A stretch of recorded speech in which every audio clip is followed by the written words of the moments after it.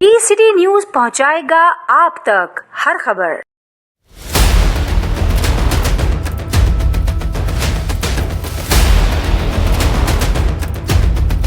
Sir आपको दिख रहे होंगे शायद, लेकिन अल्हम्दुलिल्लाह अल्लाह का शुक्र है, अगर देखा जाए तो हजारों की तादाद में इनके साथ दुकानदारान खड़े हैं, मौजूद है। और आज चूंकि ये प्रेस कॉन्फ्रेंस थी तो इस वजह से हम लोगों का जम्मे गफीर यहाँ लेकर नहीं आए, क्योंकि ये कोई एहतजाज नहीं था। प्रेस कॉन्फ्रेंस अभी हम अपनी बात आगे तक पहुंचाने के लिए आज आपके पास आए हैं, आपके जरिए से, मीडिया के तवज्जुह से। तो इसलिए हम सिर्फ 8-10 लोग आपको दिख रहे हैं, वरना अल्हम्दुलिल्लाह अल्लाह का करम है, हमारे पीछे हजारों नहीं लाखों लोग खड़े हैं और वो अब तैयार है, वो अब रेडी है।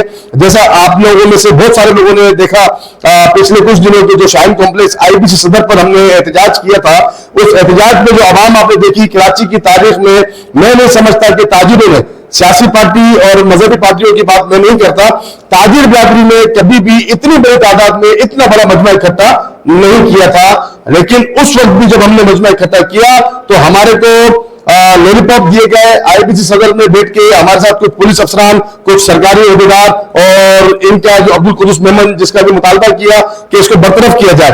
इसके मुतालबे की वजह मैं वाज़ेह कर दूं, इसके मुतालबे की जो उसको बरतरफ करने की जो वजह है वो ये है कि जब कभी भी कोई शख्स, कोई ताजिर आईबीसी सदस्य से रिलेटेड है, जो आईबीसी सदस्य से रिलेटेड है, वो जब अब्दुल कुद्दूस मेमन के पास जाके कोई शिकायत करता है, कोई बात करता है, तो अब्दुल कुद्दूस मेमन साहब के पास एक ही अल्फाज होते हैं कि जाए आप रोड बंद करें, एहतजाज करें, धरना दे, रोड ब्लॉक करें, जलाओ गिराओ करें, आपने जो करना है वो करें, हमारा कोई कुछ नहीं बिगाड़ सकता। ये एक मरतबा नहीं, बारहा अब्दुल कुद्दूस मेमन और हैदर जमान इनने ये अल्फाज इस्तेमाल किए।